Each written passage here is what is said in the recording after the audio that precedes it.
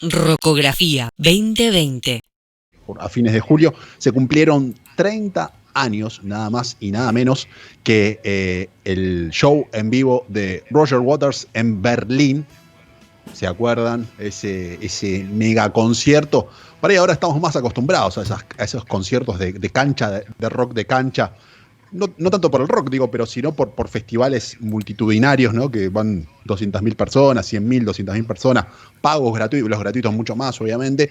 Pero en ese momento, 1990, era algo sideral, ¿no? Era algo de extraplanetario tener tanta gente metida en un festival, ¿no? Te corta un poquito. Pero antes... Ahí abrimos los canales de chat, ya todos los que están ahí conectados pueden empezar a chatear, a decir cosas, a insultarnos, a felicitarnos, a pedir cosas, a demostrar lo que saben de rock o lo que no saben y a demostrar lo que saben de Pink Floyd, si es que saben algo. Sí, más que nosotros seguro. No vale usar Wikipedia, pero digan cualquier cosa, digan lo que es el rock. Están para eso los canales de comunicación. La posibilidad que nos permite esto es que podés pensar un poquito más las cosas y te las podés escribir. Pablo Frontera, sí. Bien, perfecto.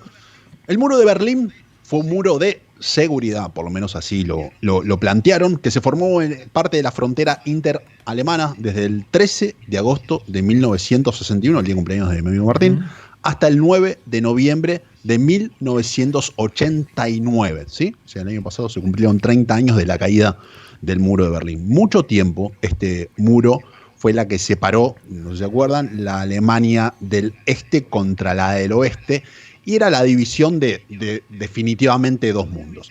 Rodeaba y separaba la zona de la ciudad berlinesa encuadrada en el espacio económico de la República Federal de Alemania, Berlín Oeste, de la capital de la República Democrática Alemana, RDA, en esos años. El muro realmente es el símbolo de toda una época de muchas décadas en el mundo. Es muy simbólico. Guerra Fría, muro de Berlín. No sé, Puente de Espías de Spielberg, ¿se acuerdan? ¿No?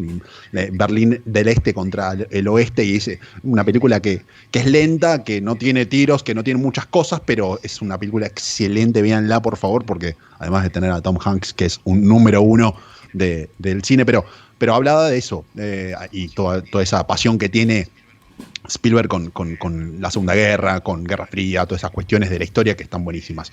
El bloque del Este, dominado por los soviéticos, sostenía que el muro fue levantado para proteger a la población de los elementos fascistas que conspiraban para impedir la voluntad de construir un Estado socialista de la Alemania del Este, ¿no? A ver, Segunda Guerra, se dividieron la ganancia, bueno, ganamos nosotros, los soviéticos también, avanzaron hasta un punto, hasta acá dividimos en grandes, por tener un gran resumen, la síntesis va por ese lado. Y en 1949, o sea, 4 años después del fin de la Segunda Guerra Mundial, levantan ese muro de 45 kilómetros que separa Berlín del este del oeste, mientras otros 115 kilómetros rodeaban parte del oeste, empezaron a hacer la separación de los propios países. O sea, se fue mucho más extenso después, no solo quedó la ciudad de Berlín. Fue una separación definitivamente política. Después hubo 4 sectores desmilitarizados en esa Berlín, parte de Francia, parte de Gran Bretaña, parte del este de las repúblicas socialistas soviéticas. En ese momento la URSS, el país más grande del mundo. Si uno ve los mapas, de ese momento era el país más grande del mundo. Y después parte de Estados Unidos en la parte occidental también. Esto pasa en la historia. En 1979, nos venimos más para acá para el tiempo, sale The Wall. Podemos hablar largo y tendido sobre The Wall, sobre uno de los discos más famosos de Pink Floyd. Después hay ese cabeza a cabeza con el lado oscuro de la luna. Manteniendo el modelo conceptual que tenía Animals, Roger Waters se profundiza como dueño de la banda y escribe un disco doble con un esqueleto en su base argumental, que es su vida, definitivamente, su historia a través de 2 discos enteros. Pero él ya es dueño de la banda, es parte de... Él es Pink Floyd y no el resto. Ahí hay una diferencia muy grande. El disco es increíble. No vamos a hablar puntualmente hoy del disco. Después sale la película, Alan Parker, un abrazo, un beso al cielo para Alan Parker, que se fue esta semana. El disco tiene y el disco y la película, me parece que la película es lo que potenció mucho más al disco, que ya era hiper famoso. Me parece que fue una conjunción de arte entre dos mundos del arte, valga la redundancia, que fue increíble. En 1980, previo a la película, salen de gira, Pink Floyd sale de gira, con un show que era muy costoso, muy difícil de solventar. Y Roger Waters relega directamente a la banda. Los tipos se juntaban para tocar y cada cual iba por su auto separado, tratando de estar lejos, no se hablaban, hacían y se iban, ¿no? Hacían el disco y se iban.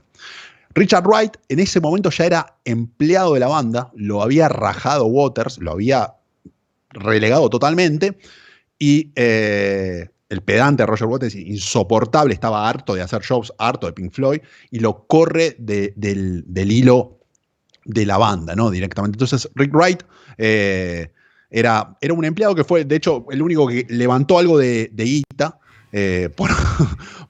Levantó algo de guita de las giras, porque toda la banda fue a pérdida por el costo que le generaba levantar ese muro durante la mitad del show y después tirarlo abajo, durante todo el show y después tirarlo abajo en el final de The Wall.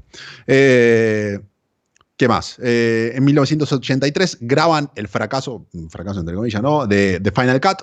Digo, yo no sé para qué se pusieron a grabar ese disco, ¿no? Porque no era Pink Floyd, ya era otra cosa. Y al toque hacen la separación, se separan como banda, ¿no? Mejor, para estar mal, mejor que se separen. El 9 de noviembre, decíamos, de 1989, cae el muro de Berlín directamente. Es un acontecimiento que es parte de la historia. Como ven la imagen ahí que está poniendo Martín, hay miles de momentos, videos, hay cosas dando vueltas que son muy significativas con eso. Me parece que otro símbolo, no solo es el muro, sino la caída del muro fue otro símbolo de la historia contemporánea nuestra. Waters inició conversaciones en 1989, porque antes medio que se había tenido que meter la lengua bastante en el culo, porque dijo, yo solamente voy a volver a tocar The Wall, le dijo un periodista, si cae el muro de Berlín. Y bueno, a los meses cayó el muro de Berlín, así que a cumplir las promesas. ¡Maldita sea! A cumplir las promesas directamente.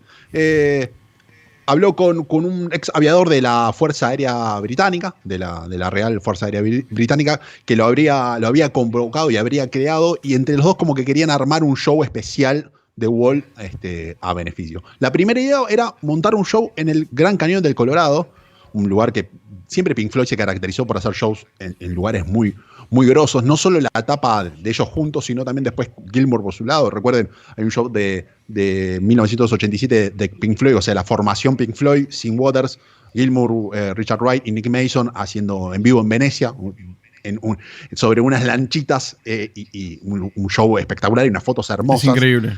Lástima que el video, en ese momento era complicado, y era una banda conocida, pero un show a orillas de Venecia, esa gran ciudad italiana, digo, no solo, en vivo en Pompeya, en Italia, digo, hay un montón de lugares que la banda siempre se caracterizó por eso.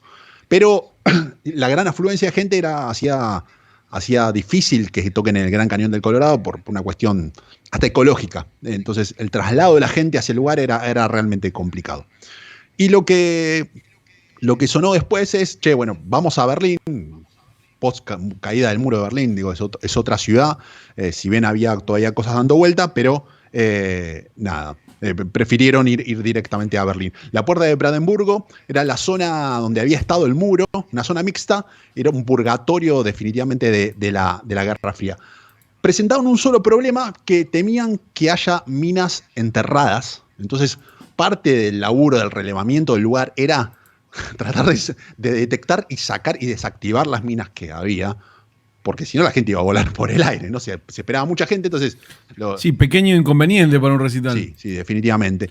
El anuncio del recital tuvo una repercusión realmente muy grande. Una obra que ya era un clásico con millones de discos vendidos, una película de culto, definitivamente como The Wall de Alan Parker, un lugar emblemático y un concierto que, debido a las dificultades, había un combo que lo hacían especial este concierto. Necesitaba la aprobación de los otros Pink Floyd, por una cuestión legal. Le dieron el ok y hasta como que buena onda con él, si querés que toquemos. Y Roger Waters nunca lo llamó directamente, o sea, choto mal, directamente, mala onda directamente. La banda, Pink Floyd, le estaba yendo muy bien, estaban de hecho mucho mejor que Waters, porque habían sacado A Momentary Lapse of Reason y A Delicate Son of Thunder, que era un disco en vivo doble, muy, muy interesante. Entonces ellos te venían muy bien en popularidad. Gilmour siempre fue uno de los mejores guitarristas, lo sigue siendo del mundo. Entonces ellos no lo necesitaban, pero bueno, le bajó la persiana a Waters tranquilamente. Y, y una de las formas para zafar de no tener a la banda era tener realmente músicos invitados. Primero querían tener tipo un Dream Team Roger Waters con Peter Gabriel, Bruce Springsteen, escuchen, Joe Cocker y Rod Stewart.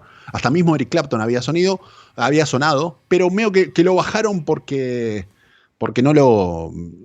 Se bajaron por cuestiones de agenda y habría que ver qué otra cosa más, pero lo que circula siempre era cuestiones de agenda que no pudieron estar todo ese Dream Team. Pero Waters siempre se nutrió de artistas que estaban como creciendo bastante en ese punto.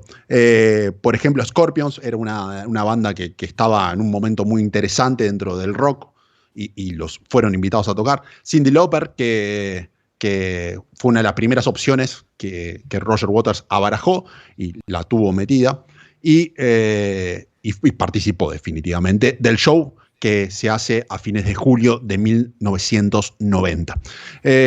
Sí, todas bandas y convoques, convites, personas que tenían que ver con lo que estaba sucediendo en el mainstream. O sea, Cyndi Lauper estaba ahí arriba del todo, Scorpions sonando en todos los canales de MTV y Match Music y todos los demás. Eran como las bandas, igual eran cantantes y bandas de primera línea. Porque Cyndi Lauper es como decir, no sé ahora quién está. Pero ahora es otro mundo. Sí, es otra cosa. Pero no puedo decirte Lady Gaga. En ese contexto, y aparte yo también entiendo a los que por ahí no quisieron ir por cuestiones de agenda, porque era peligroso. Vos te ibas a ir a meter ahí que no sabías qué podía pasar. Sí.